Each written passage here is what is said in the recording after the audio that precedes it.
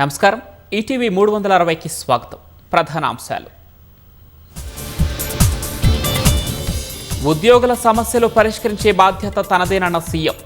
Retirement బకాయిలు 100 రోజుల్లో 6,000 కోట్లు ఇస్తామని వెల్లడి. ఎల్లుండి సీఎం అధ్యక్షతన మంత్రివర్గం భేటీ. ఉద్యోగ సమస్యలు సహా పలు అంశాలపై చర్చించే అవకాశం. కాంగ్రెస్ అవినీతిని ప్రజలు గమనిస్తున్నారన్న కేటీఆర్. అభివృద్ధిని చూసి ఓర్వలేకనే ఆరోపణలని మంత్రుల ఆగ్రహం. పంట కొనుగోళ్లపై రాష్ట్ర వ్యాప్తంగా రోడ్డెక్కిన రైతన్నలు. ధాన్యం కాంటాలు వేగవంతం చేయాలని డిమాండ్.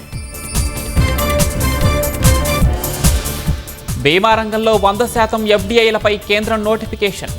ఎల్ఐసిలో మాత్రం 20%కే పరిమితం. ఛత్తీస్గఢ్లో మందు పాతర పేలి 4 జవాన్లు మృతి. ఐఈడీ నిర్వీర్యం చేస్తుండగా ప్రమాదం. ఇరాన్ పోర్టుల దిగ్బంధంపై తనను తానే నిందించుకున్న ట్రంప్. సముద్రపు దొంగల తరహాలో అమెరికా వ్యవహరిస్తోందని వ్యాఖ్య. టీ20 ప్రపంచ కప్ కోసం 15 మందితో మహిళా జట్టు.